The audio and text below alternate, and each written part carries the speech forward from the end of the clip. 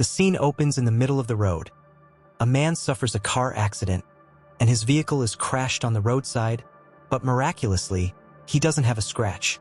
Enter Daniel, the motorcyclist against whom Nathan collided, also apparently unscathed. Daniel asks the man if he remembers getting out of the car, but Nathan admits he doesn't, blaming the shock and a bump on the head, though there is no wound. Then he drops a bombshell. They are dead, and these are their ghosts.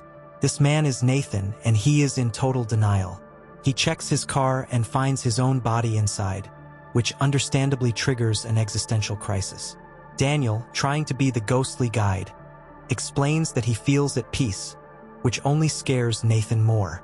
Daniel, losing patience with Nathan's denial, drags the body out and covers the face with a cloth. A car stops, and the driver, oblivious to their spectral existence, checks Nathan's pulse, steals his money, and drives off. Only then does Nathan accept his ghostly fate, revealing he killed his wife out of mercy. And please like the video and subscribe to the channel because watching this movie to write the script for this video was tough. Seriously. When things couldn't get worse, mysterious music starts playing, and a white door appears. Daniel hears the music, but Nathan doesn't. Then, a sinister red door appears, emitting screams only Nathan can hear. They deduce that the white door leads to heaven and the red one to hell, obviously. Nathan, thinking he is destined for damnation, tries to justify his actions, claiming his wife was suffering. Daniel, opting for the white door, gets a shove from Nathan, but nothing happens. Daniel then admits he was distracted by a girl when he collided. After an awkward hug, Daniel walks through the white door, again without success. Suddenly, a voice reveals the girl Daniel saw, and she is also dead. She says a man on a bike killed her, and Daniel admits he had been drinking. Nathan clarifies it wasn't just an accident. Daniel was reckless. They try to guide the girl to the door, but she panics, and, frustrated, Daniel throws her through the white door, which then disappears. Accepting their fate, they prepare to cross. Daniel hesitates, so Nathan kicks him in first, then tries to explain his situation again. But a monstrous soul-devouring creature appears, scaring Nathan into the red door. He finds himself in hell, surrounded by unconscious souls. He holds the hand of a young girl and sees her memories. Jean's story unfolds.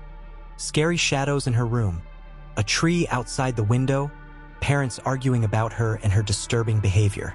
She fed birds with cookie crumbs, strangled them, poked her sister, and hurt her parents. Locked in her room every night, Jean invites Tony to live upstairs with her, marveling at the sunlight. She sets up a play for her parents' bodies, dragging Tony on stage to accuse him of the murders. This bizarre film was inspired by real urban legends. If I were in Nathan's place, I definitely wouldn't have denied my ghostly state for so long. Denial only brings more problems. Instead, I would have focused on figuring out the whole ghost and afterlife thing from the start. What I found fascinating was the dynamic between Nathan and Daniel, how they balanced between denial and acceptance, showing a dark exploration of their fate.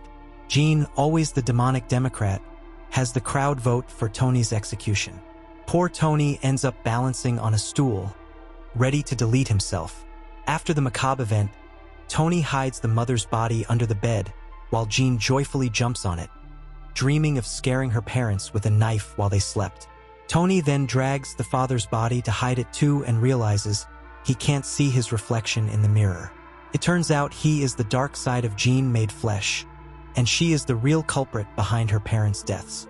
Without culinary skills, they settle for a gourmet meal of cereal and bread with jam. The mailman arrives, needing an adult's signature, but Jean's calls to Tony go unanswered.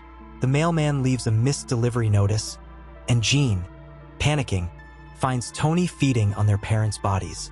She screams for him to stop while the door closes threateningly. Meanwhile, Jean's little sister is seen drawing a macabre picture of the murder, and Jean, always the caring sister, shoves her into the oven and turns it on before leaving the kitchen singing a cheerful tune, shadows following her ominously. In hell, Nathan is disgusted by what he sees and crawls, bumping into Julia and her teenage daughter. Upon touching them, He witnesses a memory where Julia is almost losing it, trying to make tea. Julia calls for her daughter, who doesn't respond, then notices a dried bloodstain on the table. Trying to scrape it sends Julia into a spiral, and she goes to the bathroom to retrieve her daughter's body from a tub full of blood. Chloe's body is brought to the kitchen table, where Julia talks about vacation, a flashback revealing Chloe's tragic school life, full of bullying. In the present, Chloe's body slips from the chair, and Julia pushes the cat away before putting Chloe in a wheelchair, ignoring the ringing phone. Julia freaks out and decides they're going on a trip, packing hurriedly while breaking down. She reassures Chloe, saying she won't have to go to school anymore, only to be blocked by a metaphorical brick wall. A nosy neighbor checks on Julia, who tries to leave with Chloe's body.